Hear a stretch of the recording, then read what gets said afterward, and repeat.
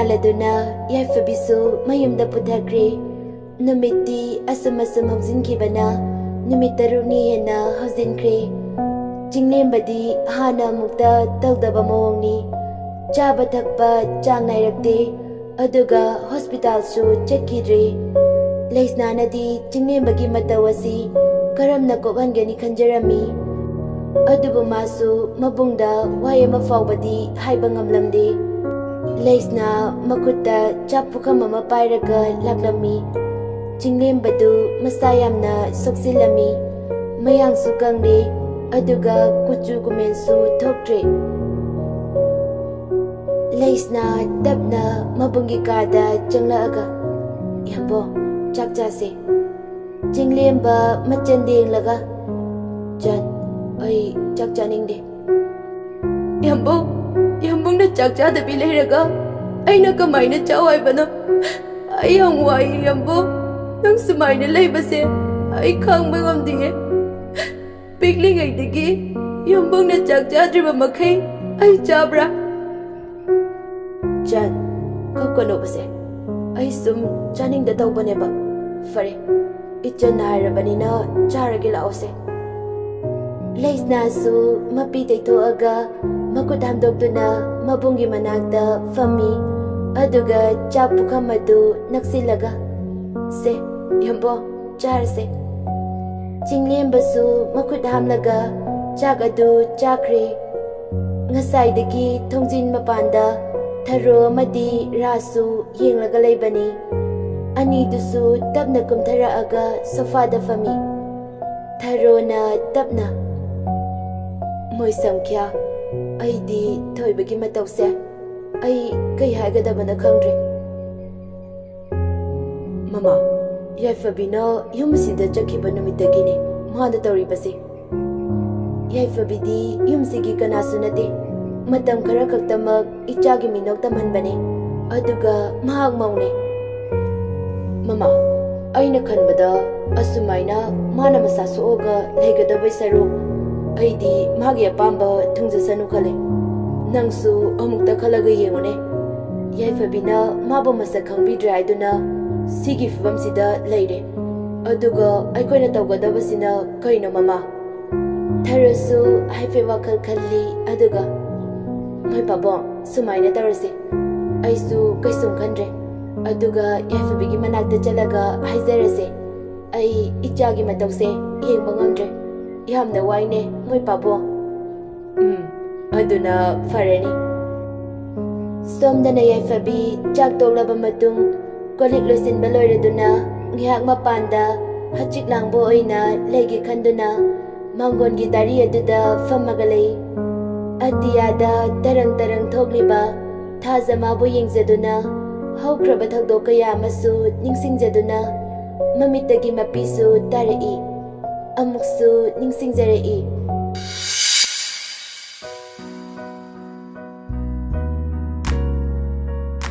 Thayen bana Tapna chalo may nangba Yaifabi nomi taraga Is Machasi naga henkramale Aingondagi nusiba Is kanana haiba Ichasu nungsi adugane Aige bimasu nungsiye Haizilano taningde ko dada Dadana nungsibagira Aina haiba indruda Aima Aibu nangna haibada kayadaba yaukragine Ha nungside cho Asing bay nungsidabrone Nungside Thayen badu Yaifabigi mamangda fatlepaga Ho bema Aine nangna haiba loini agiba Nangi lamhui mangi nachinga paitokpada Taungnu base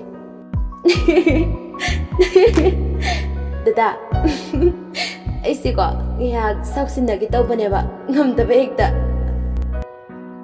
Anidu Pannanok minay Yaifabidu Manglanda nokpa adu Taibang fauna Matanta Mumonok lami Adubu Thangnaba mikupta Gyan tarakpa matamdadi Mapitana kapi Tari dada Ngasisu uri Mitmangda Aibu kayada Luna khalabado Ay dadabu yamna uningi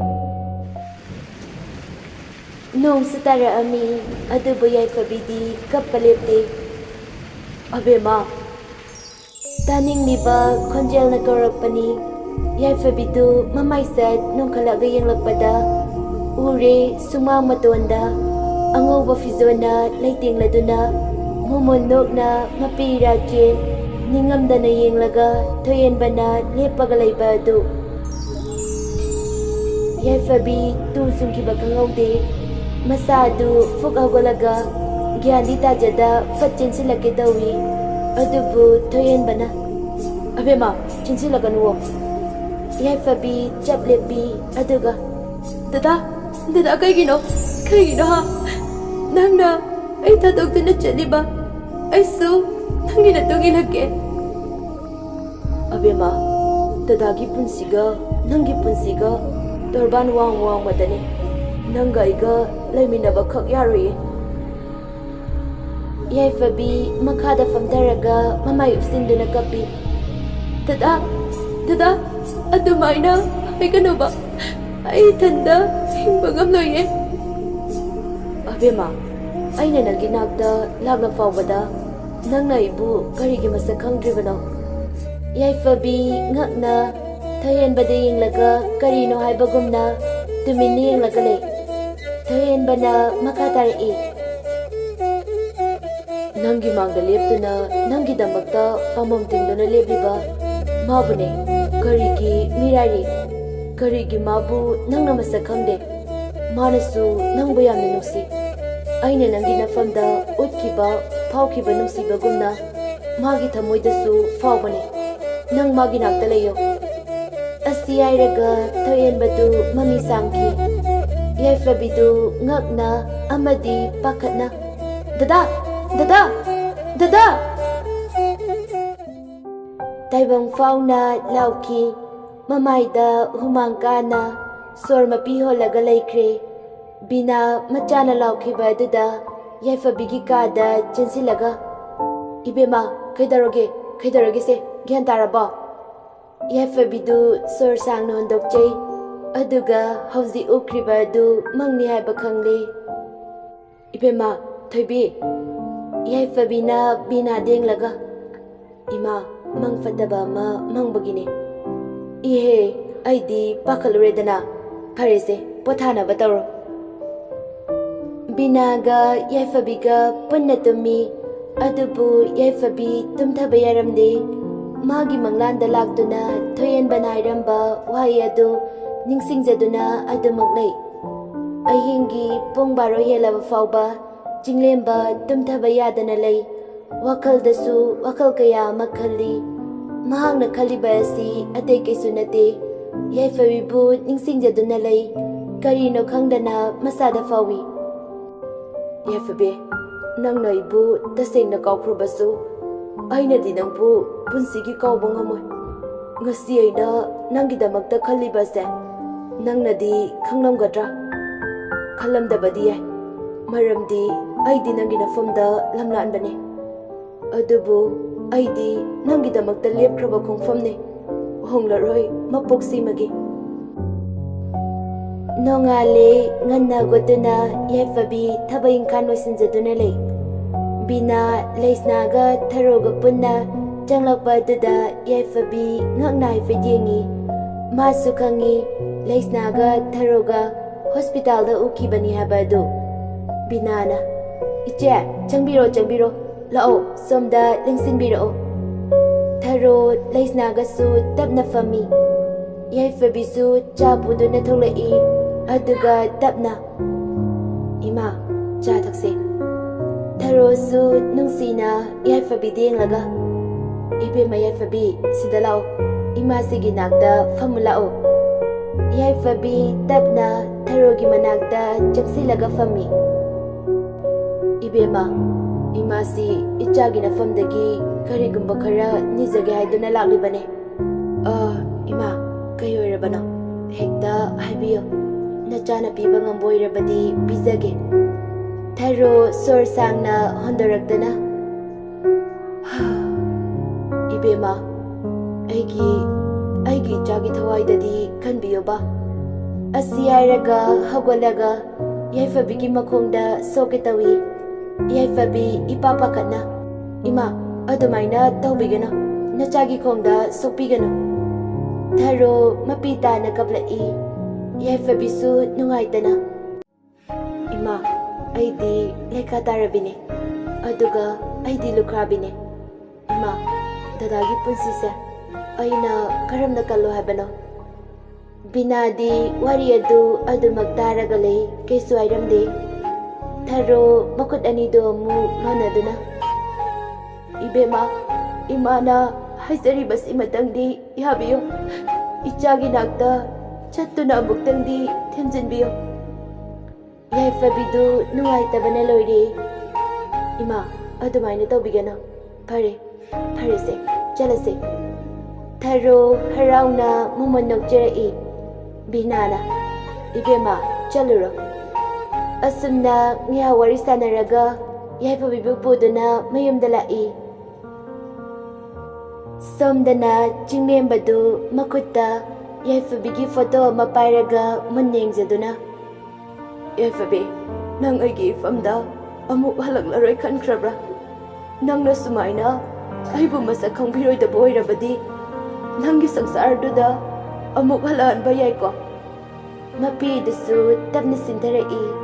Yaifabi amadi maga punna koiba chatkibada kaukriba photo adu nungsina nalaga kapi.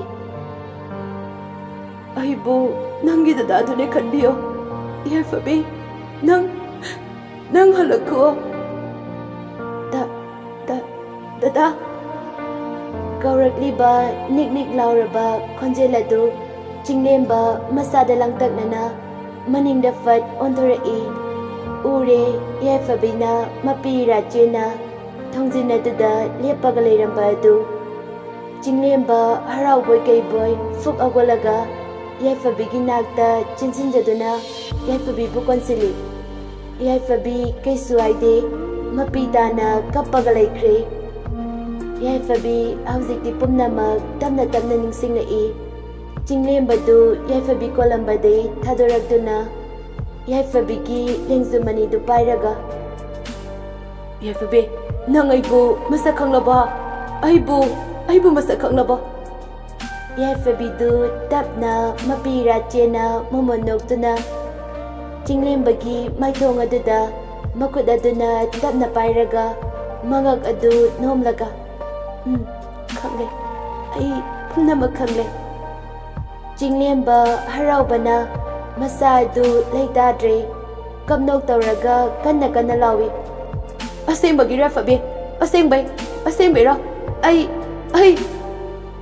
Wang maka taba ngamdre amuk sukapi.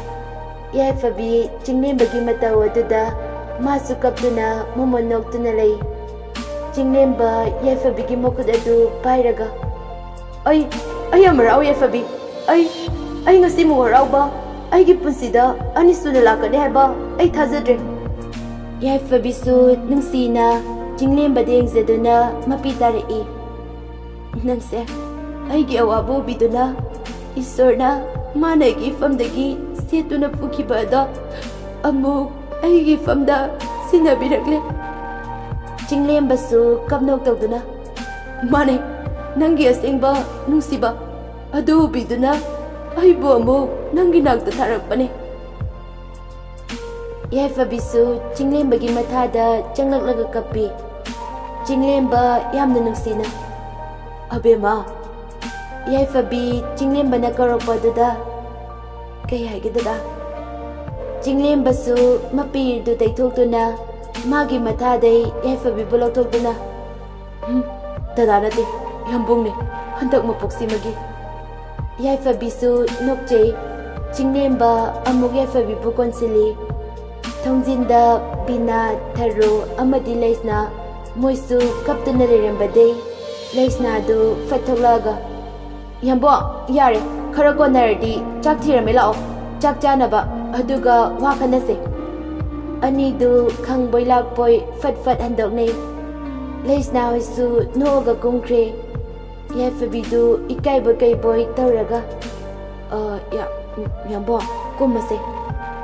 Chinglemba haifet cheptharaga yengi. Aduga Yaifabibu mu konsili. Yaifabisu kay mahaydre. Mumonokchaduna lay. Mamayadu chinglemba lengju mapaduda laybani. Laptakna Thoyenba. Angawa fizon setuna yamna haraubagi. Mumonokduna Yaifabida makut harai. Yaifabisu adu ubada. Masu mumonokchaduna mapitara aga makut harai.